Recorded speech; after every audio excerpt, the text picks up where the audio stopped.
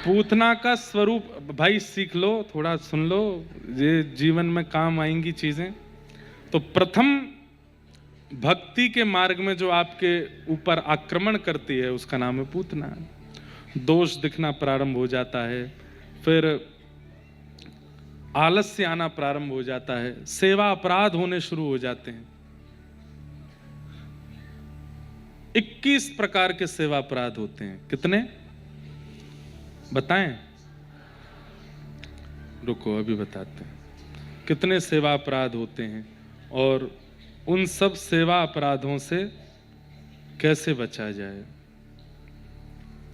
32 प्रकार के होते हैं सेवा अपराध। उसमें कुछ बता देते हैं क्योंकि विस्तार बहुत हो जाएगा, फिर आज गोवर्धन पूजा तक जाना है। सबसे पहला सेवा अपराध सरल है, सब लोग उसका पालन करते हैं। ठाकुर जी के मंदिर में पादुका पहन करके नहीं जाना, ये अपराध है। और केवल मंदिर में ही नहीं, कभी ठाकुर जी की सवारी जा रही है, वारी जा रही है, या ठाकुर जी का कोई उत्सव चल रहा है, उस समय भी प्रणाम करते समय पादुका दूर खड़ी करो, प्रणाम तब करो, फिर वंदन करो। पहला अपराध इससे बचो, पादुका नहीं पहननी ठाकुर जी के सन्मुख। अब लेकिन एक कथा याद आ गई मुझे। श्री नामदेव जी महाराज, नामदेव जी महाराज, उनके गुरुदेव ज्ञानेश्वर जी, ज्ञानदेव जी, उनको तीर्थ यात्रा पर लेकर के गए। और जब तीर्थ यात्रा पर लेकर के जा रहे थे तो आज्ञा की कि मेरे साथ चलो। हरे कृष्ण एवरीवन, इस्कॉन द्वारका के द्वारा एक बहुत ही स्पेशल इनिशिएटिव लिया। विठोबा को देखे बिना रहते नहीं थे। बंधुओं, जब ऐसा होने लग जाए ना आपके साथ कि आप अपने ठाकुर जी को देखे बिना रह नहीं सकते, अब कहीं भी आना जाना भी नहीं सुहारा, तो ये मत सोचिए कि आप नहीं रह सकते, वो नहीं रह पा रहे आपके बिना। यही बात है। वृंदावन से लौटने में प्राण निकलने की स्थिति हो जाती है, तो यही सोचो कि ठाकुर जी नहीं चाह रहे कि आप जाओ। तो बहुत व्याकुल हो गए श्री नामदेव जी महाराज, मैं कैसे जाऊंगा, गुरु आज्ञा टाल भी नहीं सकता, तीर्थ यात्रा पर जाना भी है। प्रातः काल का समय हुआ तो रोते हुए श्री नामदेव जी गए और गुरुदेव से बोले, गुरुदेव मैं क्षमा मांगते हुए आपसे आज्ञा लेना चाहता हूं, क्या मेरे प्राण निकल जाएंगे, मैं विठोबा के बिना रह नहीं सकता, मुझे इनको देखे बगैर रहा नहीं जाता। आप तीर्थ यात्रा पर जाने की आज्ञा दे दी है, अब मैं क्या करूं, मैं आपकी आज्ञा भी नहीं टालना चाहता, इनको छोड़ के जाना भी नहीं चाहता। तो नामदेव जी ने एक बात कही, आप एक काम करिए। गुरुदेव बोले, क्या? विठोबा अगर कह देंगे कि इसको ले जाओ तो मैं चल दूंगा, आप उनसे आज्ञा ले लो। तो ज्ञानदेव जी नामदेव जी को लेकर के गए विठोबा के पास। ठाकुर जी बोलते थे, कुछ प्रियजनों से बात करते थे। ठाकुर जी खड़े हैं, कहो। बोले कि मैं नामदेव को ले जाऊं। जैसे ही कहा नामदेव को ले जाऊं, ठाकुर जी के नेत्र सजल हो गए। बोले, मेरा मन नहीं लगेगा इसको देखे बिना। कहाँ ले जा रहे हो? बोले, तीर्थ। सब तीर्थों में मैं ही तो हूं, मैं यहाँ बैठा हूं, इसको देखने दो।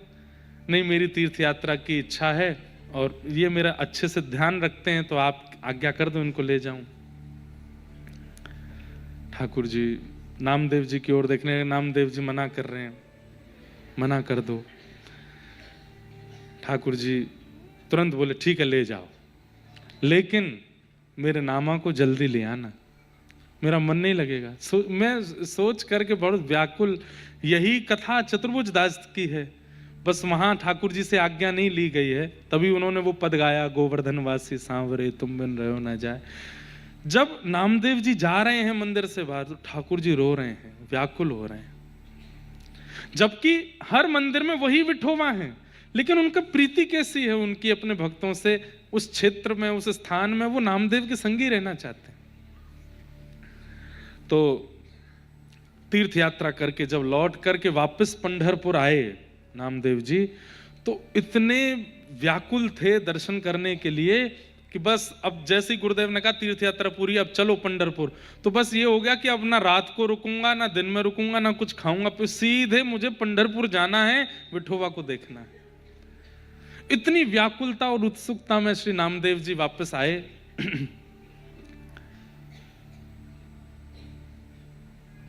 लौट करके जैसे पंढरपुर आए तो पंढरपुर में प्रवेश करते ही वो पादुका उतार देते थे, परिक्रमा से मिले, भगा दिया। लाखों की तादाद में पब्लिक सामने दर्शन के लिए खड़ी थी। दक्षिण मुख की ओर नामदेव जी बैठ करके कीर्तन कर रहे थे। जैसे पलक झपकी, सब दर्शनार्थियों ने केवल पलक झपकते ही ठाकुर जी ने अपने मंदिर का पूरा स्ट्रक्चर ही नामदेव जी की ओर मोड़ दिया। दुनिया खड़ी रही सामने, दुनिया खड़ी रही सामने दर्शन करने के लिए, और सबने जैसी पलक झपकी तो सामने दीवार आ गई, पंडरीनाथ अंतर्ध्यान हो गए और सब इधर उधर, ये क्या हुआ, ये क्या हुआ। तभी देखा कि जहां नामदेव जी बैठ करके कीर्तन कर रहे थे, ठीक उनके सामने श्री पंडरीनाथ खड़े होके, नामदेव और पंडरीनाथ जी बीच में कोई नहीं, बस दर्शन कर रहे हैं। ऐसे श्री नामदेव जी। आज भी पंडरीनाथ जी का मंदिर उसी दिशा में दक्षिण मुखी है, जबकि दक्षिण मुखी मंदिर कम होते हैं, पर नामदेव जी वहां बैठे थे, इसलिए ठाकुर जी ने अपने मंदिर का मुख ही बदल दिया। लेकिन ये अपराध है कि आप ठाकुर जी के दर्शन में या ठाकुर जी की किसी भी वारी में, सवारी में पादुका नहीं पहननी है। कभी दिख भी जाए कि ठाकुर जी सन्मुख आ रहे, कई बार ऐसा होता है कि ठाकुर जी या ठाकुर जी के वैष्णव भी सामने से आ रहे हैं, तो हम उनको पादुका सहित भी प्रणाम करते नहीं, पादुका उतारिए उसके बाद प्रणाम कीजिए।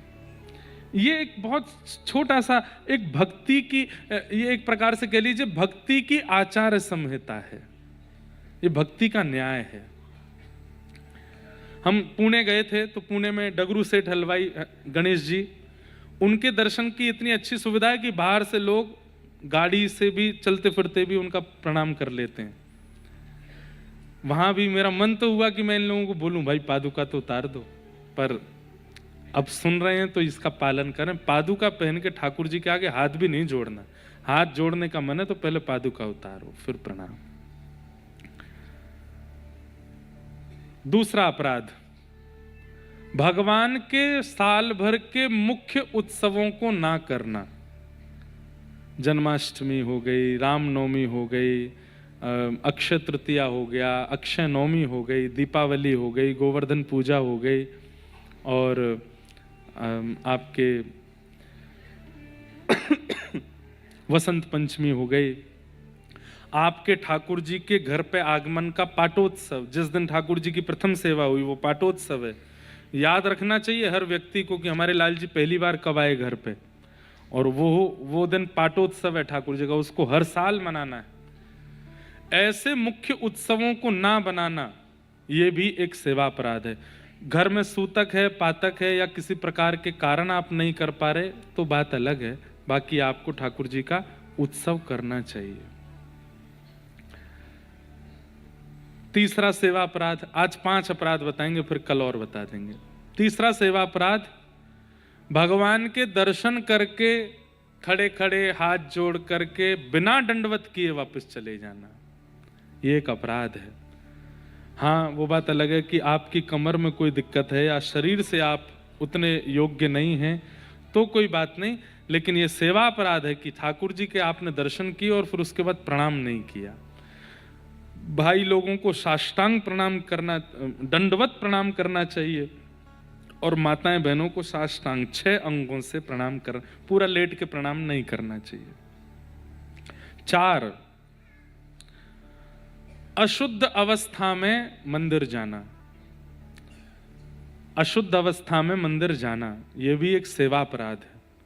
आप नहाए नहीं हैं। कई बार ऐसा होता है कि मंगला में, एक बार की बात है, मैं राधारमण जी की मंगला करने गया तो मेरे बगल में एक माता जी खड़ी थी, बहुत देर से कोहनी मार रही थी। मैंने की कहा बात है मैया, ने कितकू है जा, दर्शन करने लगी। करते करते करते बलैयाले में, वाह वाह बहुत सुंदर। मैंने की इतनी कोहनी मारी मैया, तो ब्रजवासी तो ऐसे आपस में आनंद विनोद करते हैं। मैंने की मैया नहा धो के आई हो? ना मैं तो नहाई, मैं तो ऐसे ही आऊं रोज। मैंने क्यों? ठाकुर जी की सेवा में दर्शन में बिना नहाए आ गई सुबह सुबह 4 बजे। तो मुझसे क्या बोलते हैं, ये कौन से नहाए हैं अभी, ये भी तो उठ के बैठे हैं अभी। ठाकुर जी ही नहीं नहाए तो मैं क्यों नहाऊं? मैंने वाह ये कोई बात है।